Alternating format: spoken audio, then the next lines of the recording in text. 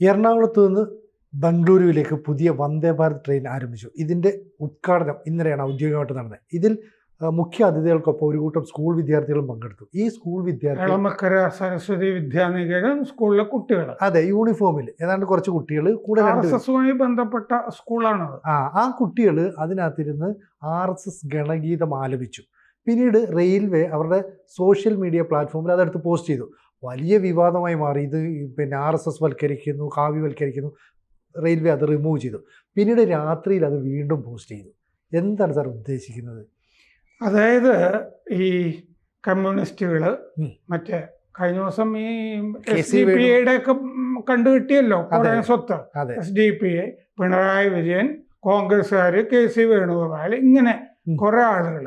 ഈ ഗണഗീതം എന്ന് പറഞ്ഞാൽ ഇപ്പോൾ RSSന്റെ ശാഖകളിലൊക്കെ സാധാരണ എല്ലാ ദിവസവും പാടുന്നതാണ് നമസ്തേ സദാ വത്സലേ മാതൃഭൂമി എന്ന് പറയുന്നത്. എന്താ അതിലുള്ളത്? മാതൃഭൂമിയെ പറ്റിയിട്ടല്ലേ ഈ പറയുന്നത്, പത്രത്തിനെ പറ്റിയിട്ടല്ല, നമ്മുടെ നാടിനെ പറ്റി. മാതൃഭൂമി പത്രത്തിന് നാടിനെ പറ്റി വലിയ ഉത്കണ്ഠയൊന്നുമില്ലല്ലോ. ഇല്ല.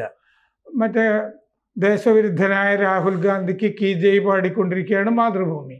അപ്പൊ നമ്മുടെ ഭാരതഭൂമിയെ പറ്റി ഉള്ള പാട്ടാണ് നമസ്തേ സദാ വത്സലേ മാതൃഭൂമി. അതിപ്പോ ഒരു ട്രെയിനിൽ കുറെ കുട്ടികൾ അതോ അല്ലെങ്കിൽ ഒരു ഗണഗീതമോ വേറെ ഗണഗീതമോ ഒക്കെ പാടിക്കഴിഞ്ഞാൽ ഇതെങ്ങനെയാണ് ഇത് വർഗീയ വിഷം തുപ്പുന്നതാകുന്നത്? ഒന്നാമത് പാടുന്നത് കുട്ടികൾ അല്ലേ, ഭാരതത്തെ പറ്റി. ഈ ഗണഗീതങ്ങളൊക്കെ പൊതുവെ ഭാരതത്തെ പറ്റിയിട്ടാണ്. ഇത് ഈ പിണറായി വിജയനും മാർക്സിസ്റ്റുകൾക്കും ഒക്കെ ബുദ്ധിയും വിവരവും ഇല്ലാത്തതിന്റെ പ്രശ്നം എന്താണെന്നറിയോ? ONV ഇവരെക്കാളൊക്കെ വലിയ കമ്മ്യൂണിസ്റ്റ് അല്ലേ? ONV RSSന് ഗണഗീതം എഴുതിയിട്ടുണ്ട്. അത് പിണറായി വിജയൻ മനസ്സിലാക്കണം. ONV എഴുതിയ ഇത് ഞാൻ ആകസ്മികമായിട്ട് അറിഞ്ഞതാണ്. ONV എഴുതിയിട്ടുണ്ട് എന്നുള്ളത് എന്നോട് വർഷങ്ങൾക്ക് മുമ്പ് ആളുകൾ ഈ ONV RSS വിരുദ്ധനാണ്, BJP വിരുദ്ധനാണ് എന്നൊക്കെ പറഞ്ഞ് പലരും പല കഥകളും ഒക്കെ പറയുമ്പോൾ എന്നോട് ആരോ പറഞ്ഞിട്ടുണ്ടില്ല. ONV ഇല്ലേ, ONV സിനിമാ പാട്ട് എഴുതിയിട്ടില്ലേ, പിന്നെ ഭക്തി ഗാനം എഴുതിയിട്ടില്ലേ, കമ്മ്യൂണിസ്റ്റ് ആണെങ്കിലും. പൊൽത്തങ്കൽ കള പൊട്ടുതൊട്ട ഹിമവൽ സൈഗ ഇല്ലേ, സഹ്യാദ്രി ശൃംഗത്തിൽ എന്നൊക്കെ പറയുന്ന ഭക്തിഗാനമൊക്കെ എഴുതുന്ന ആളാണ്. മാത്രമല്ല ഈ ONV അതുപോലെ വയലാർ, തോപ്പിൽ ഭാസി, ഇവരൊക്കെ അത്യാവശ്യം സംസ്കൃതം അറിയാവുന്ന ആളുകളും ഇതിന്റെ പ്രാധാന്യം അറിയാവുന്ന ആളുകളും ഒക്കെ ഇല്ലേ, ആളുകളാണ് അവര്. ആ സമയത്ത് ഇങ്ങനെ വന്നുപെട്ട പുരോഗമനാശയമാണെന്ന് പറഞ്ഞിട്ട് ഇതിന്റെ കൂടെ നടന്നെങ്കിൽ തോപ്പിൽ ഭാസി ഇതിലേക്കൊക്കെ തിരിച്ചു വന്നു, മടങ്ങി വന്നു. അദ്ദേഹം പിന്നീട് KPSC കമ്മ്യൂണിസ്റ്റ് നാടക സംഘമല്ലേ, മൃച്ഛകടികം എന്ന് പറഞ്ഞ സംസ്കൃത നാടകം പരിഭാഷ ചെയ്ത് തോപ്പിൽ ഭാസി അവസാന കാലത്ത് അത് അവതരിപ്പിച്ചില്ലേ KPSC. ഇതിൻ്റെയൊക്കെ മൂല്യം അറിയുന്ന ആളുകളാണ്. അപ്പോൾ ONV എഴുതിയ, ഞാൻ പിന്നെ ഇത് അന്വേഷിച്ച് കണ്ടുപിടിച്ചത്, എനിക്ക് തോന്നുന്നത് ഈ ഗണഗീതങ്ങളുടെയൊക്കെ സമാഹാരമൊക്കെ ഇറക്കിയതിലുമൊക്കെ കാണും. അത് ഈ കുരുക്ഷേത്ര പ്രകാശനൊക്കെ ഇറക്കിയിട്ടുണ്ട്. അപ്പോൾ ഞാനിത് അന്വേഷിച്ചപ്പോൾ കണ്ടത് ഭാരത ഹൃദയ വിഭഞ്ചിയിൽ ഉണരും എന്ന് തുടങ്ങുന്ന ഗണഗീതം ONV എഴുതിയതാണത്. നമ്മുടെ ഇവിടെ വരുന്ന TG മോഹൻദാസ് ഇല്ലേ, TG 1969 മുതൽ ഈ ONV എഴുതിയ ഭാരത ഹൃദയ വിഭഞ്ചിയിൽ ഉണരും പാടുന്നുണ്ട്. ഈ ഭാരത ഹൃദയ വിഭഞ്ചിയിൽ ഉണരും എന്ന് പറഞ്ഞ ഗണഗീതം പല സ്വയം സേവകരും പാടുന്നുണ്ട്. ONV എഴുതിയതാണെന്ന് പലർക്കും അറിഞ്ഞുകൂടാ.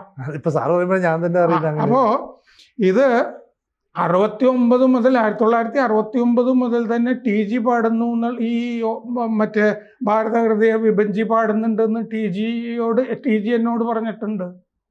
അപ്പോൾ ഇത് ഞാൻ അന്വേഷിച്ചപ്പോൾ പിന്നെ കണ്ടെത്തിയത് ഈ മറ്റേ P പരമേശ്വരനുമൊക്കെ ആയിട്ട് ഒക്കെ അടുപ്പമുണ്ടായിരുന്ന ആളാണല്ലോ ONV. അപ്പൊ മറ്റേ പരമേശ്വർജി ചോദിച്ചിട്ട് ONV കൊടുത്തതായിരിക്കുന്നൊക്കെ എന്നോട് പല സ്വയം സേവകരും ഒക്കെ പറഞ്ഞിരുന്നു. ഞാൻ അന്വേഷിച്ചപ്പം മനസ്സിലായത് ഈ RSSന്റെ കോട്ടയത്തെ കാര്യകർത്താവായിരുന്ന ഭാസ്കര പണിക്കർ, കോട്ടയത്തൊക്കെ ഈ സംഘ സർക്കിൾസിലൊക്കെ വളരെ അറിയപ്പെടുന്ന ആളാണ്. ഭാസ്കര പണിക്കർ ആണ് ONVയോട് ഇത് ഗണഗീതമാക്കിക്കോട്ടെ എന്ന് ചോദിക്കുന്നു. ചോദിച്ച്. കാരണം ONV ഇതൊരു ഇന്ത്യയെ പറ്റിയിട്ടുള്ളൊരു പാട്ടായിട്ട് എഴുതിയതാണ്. അത് ഗണഗീതമാക്കിക്കോട്ടെ എന്ന് ചോദിച്ചത് കോട്ടയത്തെ കാര്യകർത്താവ് ഭാസ്കര പണിക്കറാണ്.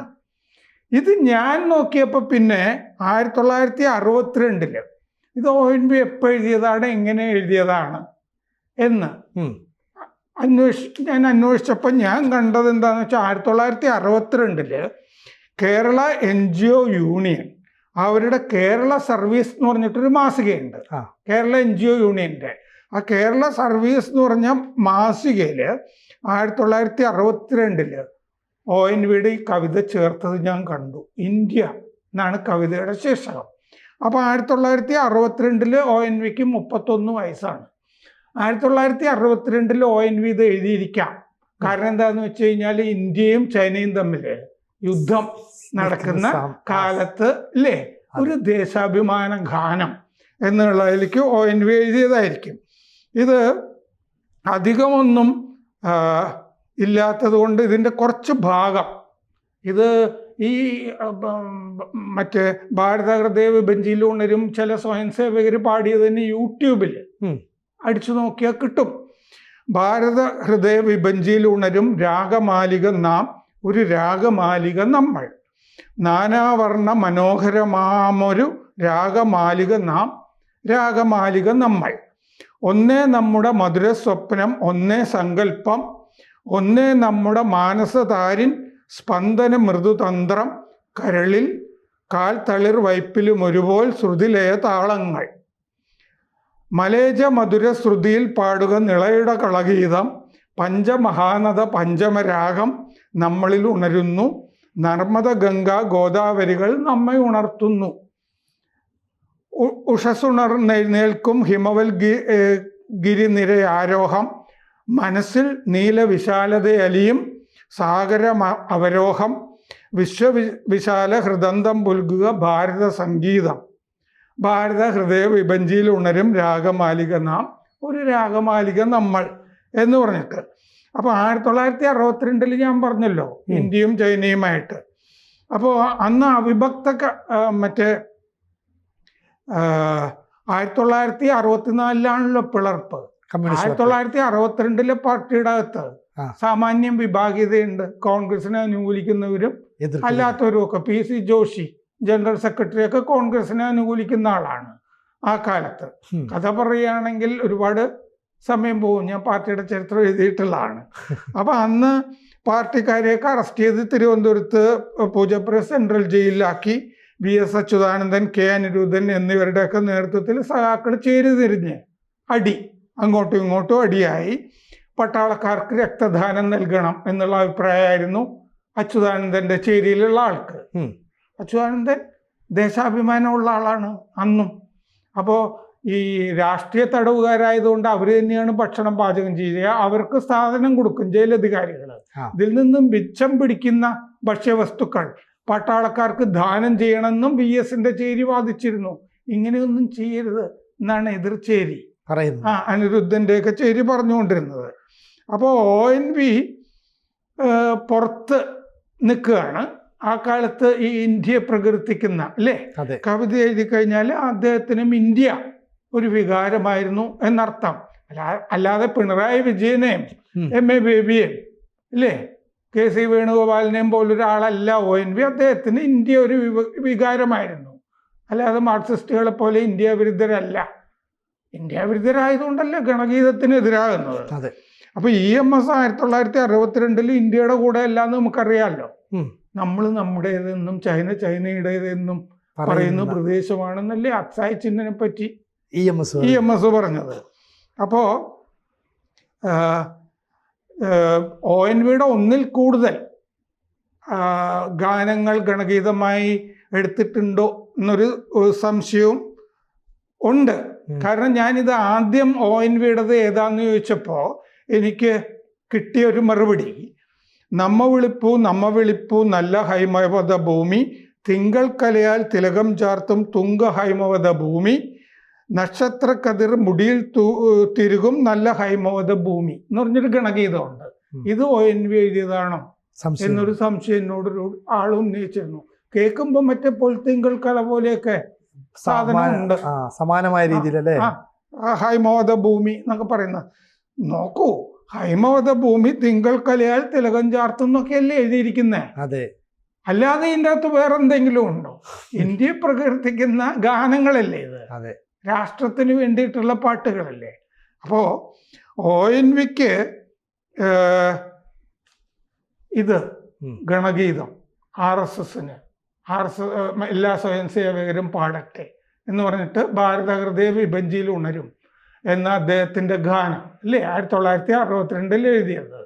അത് ഗണഗീതമായിട്ട് RSS ഉപയോഗിച്ചോട്ടെ എന്ന് വിചാരിക്കാമെങ്കിൽ കുറച്ച് കുട്ടികൾ അത് ഒരു ട്രെയിനിലിരുന്ന് പാടുന്നു.